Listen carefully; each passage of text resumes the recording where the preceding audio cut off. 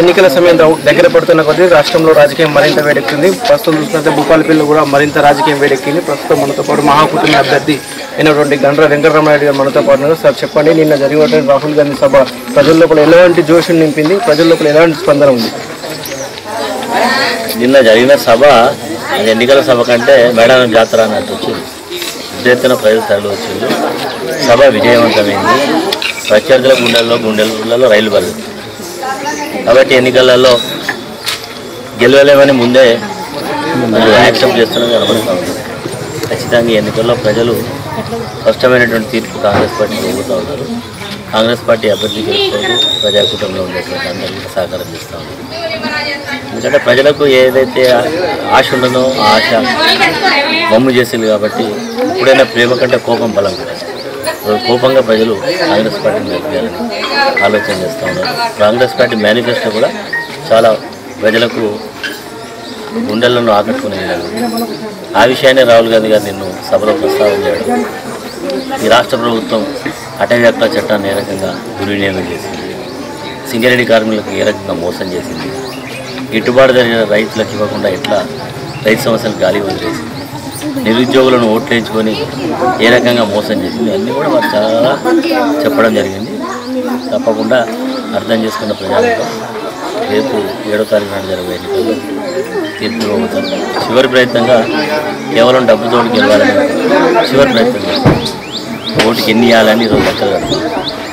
ఎన్ని ఇచ్చినా ప్రజలు తీసుకుంటారు. తీర్పు మాత్రం కాంగ్రెస్ పార్టీ. ప్రస్తుతం చూస్తుంటే మీ ప్రత్యర్థులు మీకు కొన్ని ఆరోపణలు చేస్తారు, దాని మీద స్పందన? ఈరోజు ప్రత్యర్థులకు ఆరోపణలు చేస్తాం, దానికి ఒక అర్థం ఉండాలి. లేకపోతే నిర్దిష్టంగా ఈ ఫలాన్ని నేను చెప్పాలి. భూమి ఆక్రమించుకున్నాడు. నిజంగా నిన్నటి వరకు స్పీకర్ ఉన్నాడు. ఈ నియోజకవర్గం స్పీకర్ రాష్ట్రం నిజంగా మొగోడైతే ఆయనకు రాజ్యాంగం మీద గౌరవం చేయాల్సి ఇప్పటికైనా చూపెట్టినాడు. లేకపోతే చెప్పుతో చెప్పలేదు. వాళ్ళు ముక్కు వెళ్దాం రాకాలి. నేను విడిచిపెట్టాలి.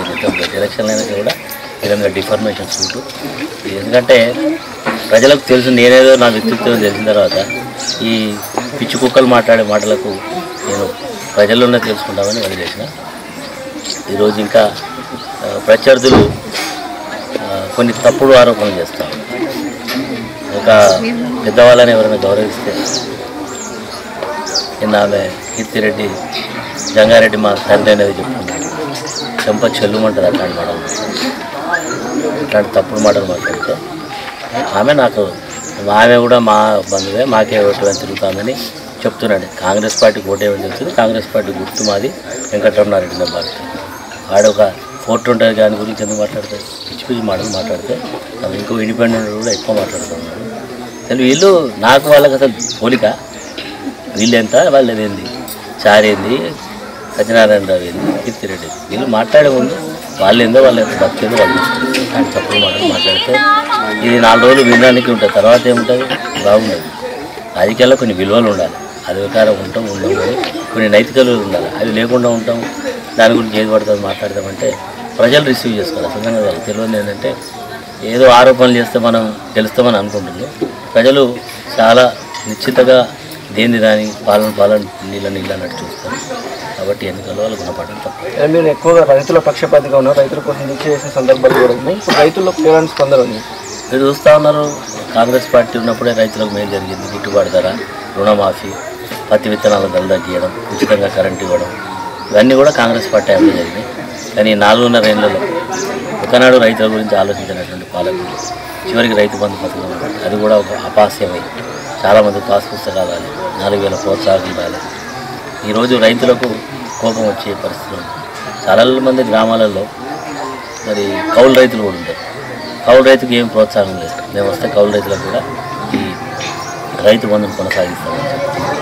కౌలు రైతులకు మేము అప్పుడు కూడా పాస్ పుస్తకం మనం రైతులకు కార్డ్స్ ఇచ్చిన మేము గవర్నమెంట్ కౌలు రైతులను కూడా గౌరవించింది. కానీ ఈ గవర్నమెంట్లో అది కౌలు రైతులే కాదు, కేవలం భూస్వాములకి అండగా ఉంటామని ఈ కేసీఆర్ గారు చూస్తూ ఉన్నారు. ఈరోజు రైతులందరూ కూడా అసంతృప్తి అవుతున్నారు. ఏ పంట కానీ 4.5 గిట్టుబాటు ధర వచ్చింది. మిర్చి 500 క్వింటాలు అమ్మింది. పట్టించుకున్నాం. అసలు పూలు రాలే, అసలు లారీ కిరాయి రాలే, అది కూడా రోడ్డు మీద పెట్టచ్చు. కాబట్టి రేపు ఎన్నికలలో చూపెడతారు తీర్పు. ఎప్పుడైనా ఏముంటుంది, సమయం వచ్చే వరకు వేచి చూడాల్సింది. ప్రజాస్వామ్యంలో 5 ఏళ్ళు వెయిట్ చేయాల్సింది. 5 ఏళ్ళ సమయం ఇప్పుడు దగ్గరకు వచ్చింది. ఇప్పటి నుంచి వారం రోజులు ప్రజల యొక్క మైండ్ సెట్ అర్థమవుతుంది. మీరు అందుకొరకే ఇంకా పనుల సీజన్, ఇంతమంది ఆడబిడ్డలు, ఇంతమంది రైతు సోదరులు వచ్చిందంటే వాళ్ళకు ఉండేటువంటి ఫీలింగ్స్ని మాతో షేర్ చేసుకోవడానికి వచ్చింది.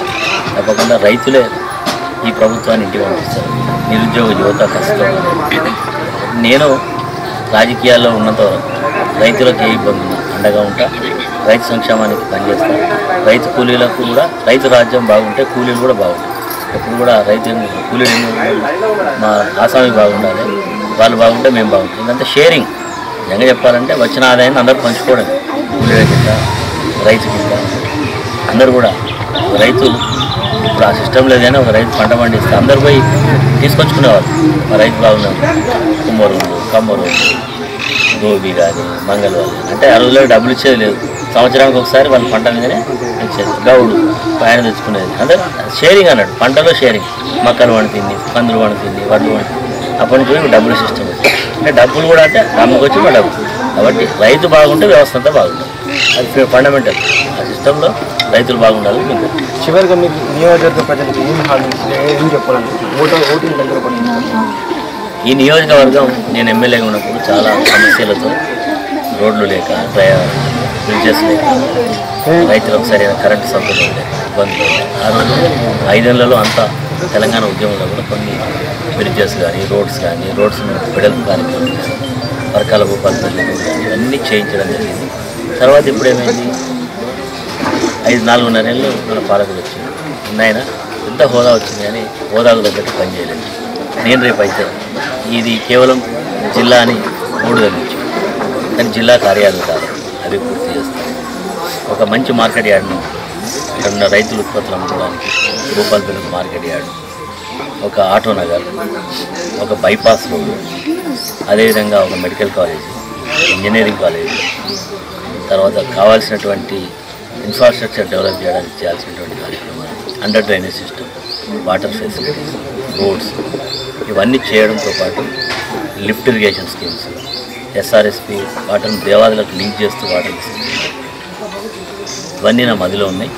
నేను అయినా మరుక్షణం నుంచే ఆ దిశలో పనులు చేయడానికి ప్రయత్నం చేస్తాను. భూపాలపల్లి సమగ్ర అభివృద్ధి కొరకు ఇంకో దుష్ప్రచారం చేస్తాను. నేను గెలిస్తే జిల్లా ఇక్కడి నుంచి పోతాను. ఆయన ఏదో జిల్లా 3గా ఇచ్చింది కానీ రమణారెడ్డిని గెలిపించినాక జిల్లా ఎట్లా పరుగులు పెడతాను. చారికి ఓడిపోతానని భయంతో వెంకటరమణారెడ్డి గెలిస్తే జిల్లా పోతుందని తప్పుడు ప్రచారం చేస్తాను. వెంకటరమణారెడ్డి లీడర్షిప్ పాలిటిక్స్ ఆయనకి ఏం తెలుసు, ఆయనకు తెలియదు పాపం. ఇదొకసారి గెలవగానే మొత్తం అయిపోయినాను. గెలిచినాక చూపెడతాను. నీకు అంత పెద్ద హోదా ఉన్నా నీ చోటు ఏం కాలే. రేపు నేనే ఎమ్మెల్యే అయినా నేనెందుకు చూపెడతా. రేపు ఏందో వాళ్ళ మా ముఖ్యమంత్రుల దగ్గర ఖచ్చితంగా అభివృద్ధి కార్యక్రమాలు చేస్తాం. అవసరమైతే భారత ప్రధాని అయితే కూడా ఆయనతో సహకారంతో అభివృద్ధి చేసుకుంటాము కూడా నేను సభ మీదనే చెప్తున్నా. ఆ రకంగా అభివృద్ధి చేయడం. కాంగ్రెస్ పార్టీ గెలిచాక తప్పకుండా భూపాలపల్లిని అభివృద్ధి చేస్తామని, అదేవిధంగా రైతులకు అందుబాటులో ఉంటామని వెంకటరమణ మనతో అంటున్నారు. యోయో టీవీ కెమెరామెన్ రాజేందర్తో రాజు, భూపాలపల్లి. హలో, మిమ్మల్నే. యోయో టీవీ యాప్ డౌన్లోడ్ చేసుకున్నారా? ఇంకా లేదా? మీ యాప్ స్టోర్కి వెళ్ళి వెంటనే డౌన్లోడ్ చేసుకోండి.